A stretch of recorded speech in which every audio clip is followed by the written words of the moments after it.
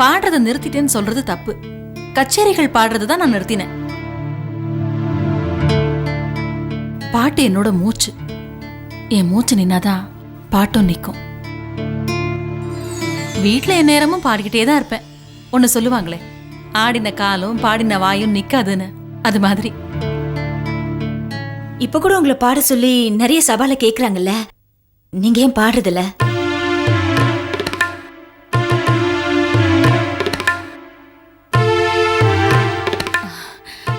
சரி, எனக்கு ஒரே ஒரு உண்மையை மட்டும் நீ சொல்லணும். என்ன?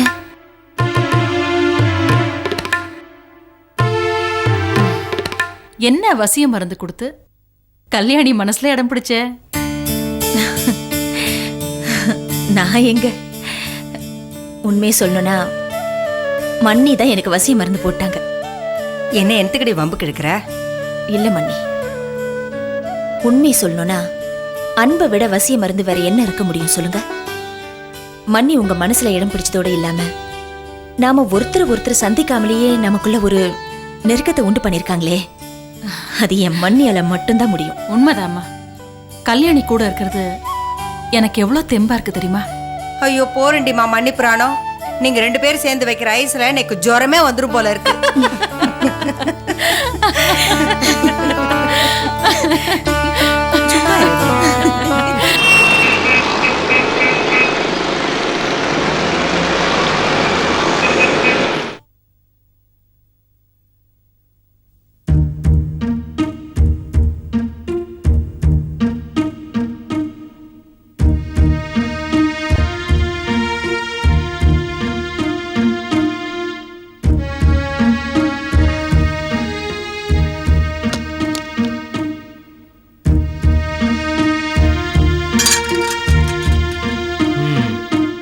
இங்கே ஒருத்தன் உட்காந்துருக்கானே, என்ன ஏதுன்னெலாம் கேட்போன்னு தோணலை. நீ பாட்டுக்கு வர போற. ஏங்க இப்படிலாம் பேசுறீங்க? வேலைக்கு போயிட்டு வந்தது களைப்பா இருந்தது. சரி, முகம்லாம் கழுவிட்டு வந்து உங்ககிட்ட பேசலான்னு இருந்தேன். நீ வேலைக்கு போற, நான் வீட்டில் வெட்டியாக உட்காந்துருக்கேன். அதுதானே சொல்ல வர? ஏன் நீங்களே எதையோ கற்பனை பண்ணிக்கிட்டு பேசிட்டு இருக்கீங்க? இப்போ நேரடியாக சொல்லாமல் மறைமுகமாக குத்தி காட்டுற. கவலைப்படாத, நாளையிலேருந்து உன் சம்பாத்தியத்தில் நான் உட்காந்து சாப்பிட மாட்டேன்.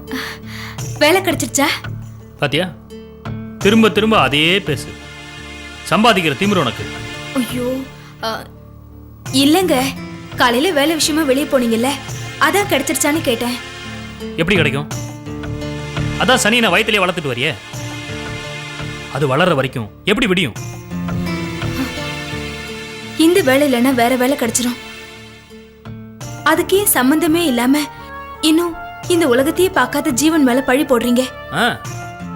இப்பவே இந்த பாடுபடுத்துது, இன்னும் உலகத்தை பார்த்துடுச்சு, என்ன உலகத்தை விட்டே தூக்கிடும். உங்களுக்கு வேலை கிடைக்காததுக்கும் குழந்தைக்கும் என்ன சம்பந்தம்? நான் மறுபடியும் சொல்றேன், உன் வயத்துல கரு உருவான நேரம் தான் நாம தெருவுக்கு வந்துட்டோம். ஒண்ணும் இல்ல, நேத்தி ஒரு ஃபைனான்ஸ் கம்பெனில வேலை தேட போயிருந்தேன். மாசம் 6000 ரூபாய் சம்பளம். வேலைக்கு சேர்ந்த 1 மணி நேரத்துல ஓனரை போலீஸ் அரெஸ்ட் பண்ணிட்டாங்க, கம்பெனியை சீல் வச்சு பூட்டியாச்சு. இதுக்கு என்ன சொல்ற? அது வயித்துல வளர வளர நமக்கு பிரச்சனை தான். அது இருக்கிற வரைக்கும் எனக்கு வேலையும் கிடைக்க போறதில்ல, நமக்கு நிம்மதியும் கிடைக்க போறதில்ல. நாம சந்தோஷமா இருக்கணும்னா ஒரே வழிதான் இருக்கு. உன் வாழ்க்கைக்கு புருஷன் முக்கியமா இல்ல உன் வயித்துல வளர குழந்தை முக்கியமான்னு நீயே முடிவு பண்ணிக்க.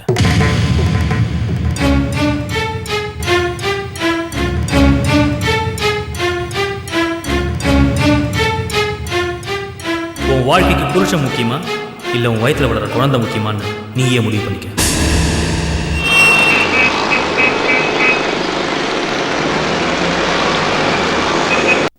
மிஸ்டர், அவர் தான் உங்களுக்கும் உங்கள் குடும்பத்துக்கும் எந்த சம்மந்தமும் இல்லைன்னு சொல்லிட்டார்ல, பின்ன ஏன் சும்மா குழந்தைய பார்க்கறதுக்கு நீங்கள் வரீங்க? தாத்தாப்பாக அவர் பேத்தி உறவா? குழந்தையை கடத்துறதுக்கு முயற்சி பண்றீங்களா? உள்ள பிடிக்கிற கேஸ்ல உள்ள தள்ளிடுவேன், ஜாக்கிரதை. சார், நான் வாழறது என் குழந்தைக்காக தான். அவளை பார்க்காம என்னால இருக்க முடியாது. பெத்த குழந்தைய பார்க்கறது தப்பா சார்? சார், இவர் சொல்றதை நம்பாதீங்க. நீங்க பண்ண தப்பு எல்லாத்தையும் உங்க மாமனார் விவரமா எழுதி கொடுத்துருக்காரு. என்ன ஆள்மாறாட்டம் பண்றீங்களா? ஆள் மாறாட்டம் பண்றேனா? இல்ல சார், 2வது கல்யாணம் பண்ணிக்க சொல்லி இவர் தான் என்னை வற்புறுத்தினார். இதுல இருந்து எஸ்கேப் ஆகிறதுக்காக தான் நான் இதெல்லாம் செய்ய வேண்டியதா போச்சு சார். ஏன் சார், அவர் தங்கமான மனுஷன், அவரை போய் ஏமாத்துறீங்களா சார்? சார், நான் ஒன்றும் ஏமாத்தல, உண்மையா தான் சார் நடந்துட்டு இருக்கேன். இவர் தான் என்னை தப்பா புரிஞ்சுக்கிட்டு இப்படிலாம் செஞ்சுட்டு இருக்காரு. இல்ல சார், இவர் சொல்றதெல்லாம் போய். சார், நீங்க அமைதியா இருங்க, நான் பாத்துக்கிறேன். படிப்பறிவு இல்லாம இருக்கிறதுனால தான் கிரைம் அதிகமா நடக்குதுன்னு சொல்றாங்க. படிச்ச நீங்களே கிரிமினலா நடந்தா என்ன சார் அர்த்தம்? ஒரு குழந்தைக்கு நல்ல தகப்பனா இருக்கிறது கிரிமினல் ஆக்ட்ல வரும்னு எனக்கு தெரியல சார். என்ன நக்கலா பண்றீங்க? எவ்வளவு ஒருத்திய வீடு வரை கூட்டு வந்து நடிக்க வச்சு ஏமாத்திட்டு யோகிய மாதிரி பேசுறீங்க சார். நான் மறுபடியும் சொல்றேன், நான் யாரையும் ஏமாத்தல. இத பாருங்க, உங்க பொண்டாட்டி போய் சேர்ந்துட்டாங்க. இது வரைக்கும் உங்களுக்கும் உங்க குழந்தைக்கும் அவர் கார்டியனா இருந்திருக்காரு. இப்போ உங்ககிட்ட இருந்து குழந்தையை காப்பாத்தி கொடுங்கன்னு அவர் கம்ப்ளைண்ட் பண்ணிருக்காரு. சார், அந்த கம்ப்ளைண்ட்ல எந்த உண்மையும் இல்ல. அனுவோட அப்பா சார் நானு. என்னை விட பொறுப்பானவன் யார் சார் இருக்க முடியும்? சார், குழந்தைக்கு இவர் தகப்பனா இருக்கலாம், ஆனா அந்த குழந்தை பிறந்தது வளர்ந்தது எல்லாமே என்னோட ஆதரவுல தான். அந்த குழந்தையோட அம்மாவை பெத்தவனா எனக்கு அந்த உரிமை இருக்கு. என் பேத்தி இவர்கிட்ட வளர்ந்தா கண்டிப்பா அவளோட எதிர்காலம் பாதிக்கப்படும். அவ என்கிட்ட வளர்த்தான் நல்லது, நியாயமும் கூட. கேட்டுட்டீங்களா? இனிமே அவருடைய அனுமதி இல்லாம நீங்க குழந்தைய பார்க்க கூடாது. மீறி பாசத்தை பொழியணும்னு நினைச்சீங்க, நாங்க உங்க மேல பாசத்தை பொழிய வேண்டிய சூழ்நிலை வந்துடும். என்ன சார் அநியாயமா இருக்கு? அது நான் பெத்த குழந்தை. சும்மா ஏன் சார் குழந்தை நட பிடிக்கீங்க? அதை கோர்ட்டு மூலமா பாத்துங்க. இதை பாருங்க, இனிமே குழந்தைய நீங்க போய் பார்க்க கூடாது. சரி சார், நீங்க காக்கி சட்டை மாட்டிக்கிட்டு சட்டம் பேசுறீங்க, பாக்கெட்ல பணத்தை வச்சுக்கிட்டு என் மாமனார் பேசுறாரு. நான் ஒரு சராசரி மனுஷன் சார், ஒரு குழந்தைக்கு அப்பா. உங்க சட்டம், அவர் பணம், இந்த 2 பலமும் என்கிட்ட இல்லை சார். என்கிட்ட இருக்கிறதெல்லாம் பாசம் மட்டும்தான். அந்த பாசம் என்னன்னு அந்த கடவுளுக்கு புரியும். இந்த கேஸ்ல எது நியாயம்னு அவர் தீர்ப்பு சொல்லிட்டான்.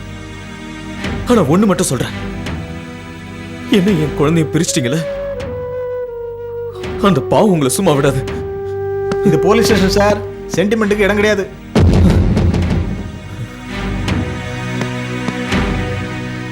சார், உங்க மாப்பிள்ளை நீ உங்க ரூட்டுக்கு வரமாட்டாரு, நான் பாத்துக்கிறேன்.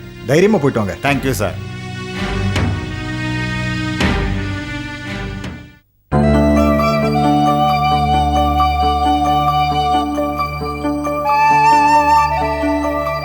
கீதா, வீட்டுக்கு போலாமா? இல்ல, எனக்கு கொஞ்சம் வேலை இருக்கு, நீங்க போங்க, நான் வரேன். டியூட்டி தான் முடிஞ்சிடுச்சுல, அப்புறம் என்னங்க வேலை? சூப்பர்வைசர் பார்க்க சொன்னாரா, நான் பார்த்துட்டு வந்துடுறேன். போயிட்டு பத்திரமா வந்துரு. பாவம், பொரியல போய் மாட்டிக்க போறா. Good evening sir. Good evening. வாங்க கீதா, வாங்க. Please come. உட்காருங்க. இருக்கட்டும் சார். டியூட்டி முடிஞ்சிருச்சுல்ல, இனிமே நாம 2 பேரும் ஃப்ரெண்ட்ஸ். உட்காருங்க. இங்க பாருங்க, நீங்க உட்காரலன்னா நானும் நின்னுகிட்டே பேச வேண்டியிருக்கும். பரவாயில்லையா? Sit down. Yes, I like it. உங்களுக்கு ஒரு சந்தோஷமான விஷயம் சொல்ல போறேன். எனக்கு எப்பவுமே மற்றவங்களை சந்தோஷப்படுத்தி பார்க்கறதுனா ரொம்ப ரொம்ப பிடிக்கும். அதுலயும் நீங்க சந்தோஷமா இருந்தீங்கன்னா சாப்பாடே வேணாம். உங்க ஹஸ்பண்டுக்கு வேலைக்கு சொல்லிட்டேன். பாத்தீங்களா, இதுதான், இந்த சிரிப்பு தான் எனக்கு உங்ககிட்ட ரொம்ப பிடிச்சது. நீங்க உம்முன்னு இருந்தா எனக்கு ரொம்ப கஷ்டமா இருக்குங்க. நீங்க எப்பவுமே இப்படி ஹாப்பியா சிரிச்சுக்கிட்டே இருக்கணும். ஓகே? அது வந்து என்ன வேலை? அதை சொல்லாம விட்டுட்டேனா? வேலை ஒன்றும் பெருசா இல்லைங்க. என்ன, இந்த போக்குவரத்து கொஞ்சம் சிரமமா இருக்கும். ஆனா நல்ல சம்பளம் கொடுக்க சொல்லியிருக்கேன். சார், அந்த ஆபீஸ் எங்க இருக்குன்னு சொன்னீங்கன்னா நல்லா இருக்கும். அந்த ஆஃபீஸ் அட்ரஸ் கொடுத்தீங்கன்னா நான் என் வீட்டுக்காரர்கிட்ட சொல்லி பார்க்க சொல்லிடுவேன். ஓகே.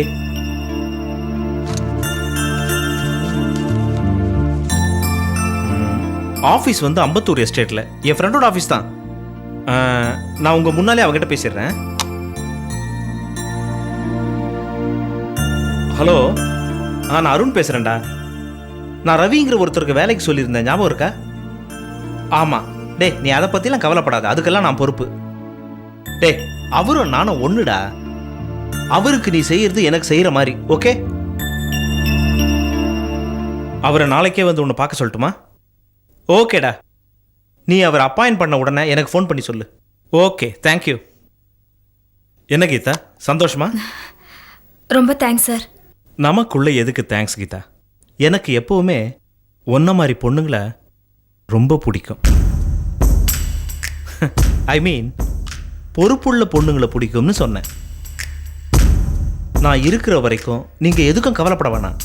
உங்களுக்கு எப்போ என்ன எது தேவைனாலும் எங்கிட்ட கேளுங்க, நான் செய்கிறேன். நீங்க வேலைக்கு ஏற்பாடு பண்ணதே பெரிய விஷயம் சார். உங்க குடும்ப செலவுக்கு ஏதாவது தேவை அப்படின்னா தயங்காம என்கிட்ட கேளுங்க. ஐயோ, அதெல்லாம் வேண்டாம், நீங்க கேட்டதே போதும். அப்ப நான் வரேன் சார். நாளைக்கு உங்க ஹஸ்பண்டை போய் அவசியமா பார்க்க சொல்லுங்க, ஓகே? வரேன் சார். வாங்க.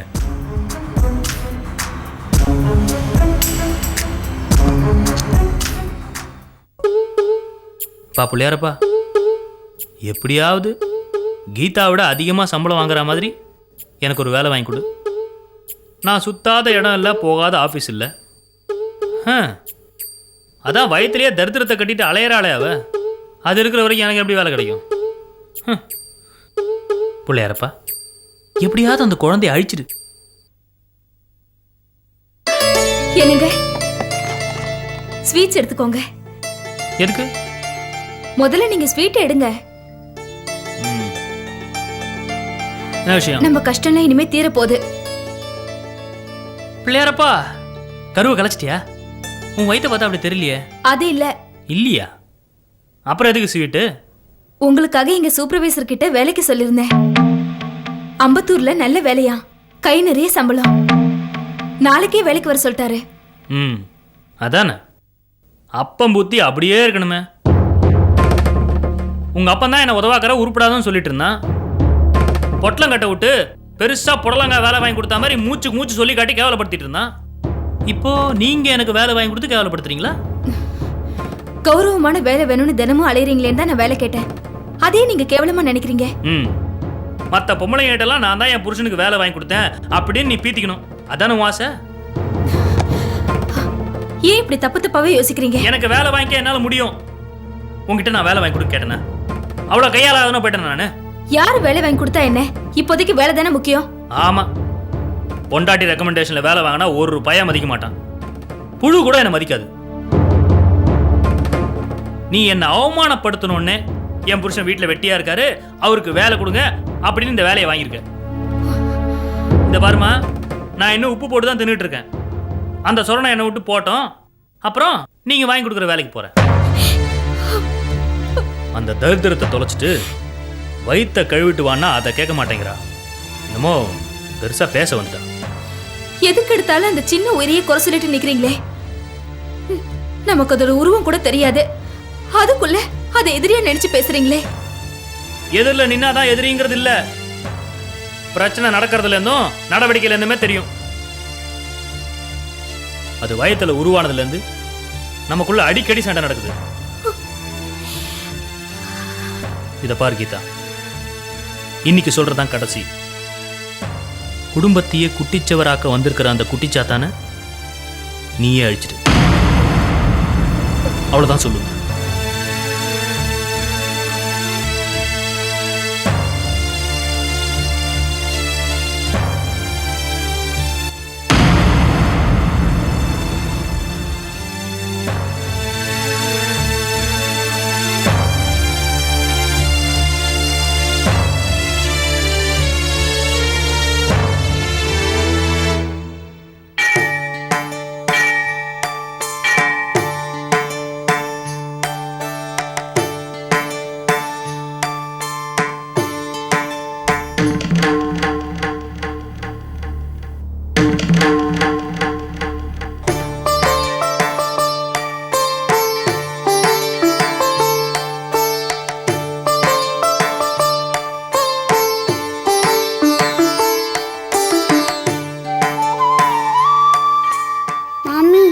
தாத்தா உங்களை கூப்பிடுறாங்க. எங்க இருக்கார்? அதோ. சரி போ.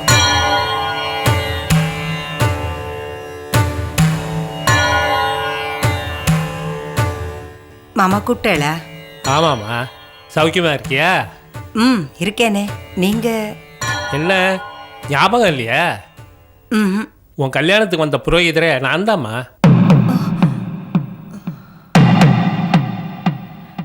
உன் கல்யாணம் கோயிலில் நடந்தத அதுவா ஞாபகம் இருக்கோ இல்லையோ? ஞாபகம் இருக்கு. தயவு பண்ணி யாரண்டே சொல்லிடாதீங்க. என்னம்மா அது? உன் தோப்பனார் மாதிரி விசாரிச்சேன். இந்த மாதிரி ஒரு கல்யாணம் லோகத்தில் யாருக்குமே நடந்திருக்காது. அதை மறக்கவே முடியாதுமா. நானும் எத்தனையோ புரோகிதம் பண்ணியிருக்கேன். எனக்கும் 65 வயசாகுது. இது வரைக்கும் அப்படி ஒரு கல்யாணத்தை பார்த்ததும் இல்லை, கேள்விப்பட்டதும் இல்லை. அப்படியே இல்லாமல் நடந்த கல்யாணமாச்சே. ஆமாம், அதுக்கப்புறம் அந்த சிவமணியை பார்த்தியாம்மா?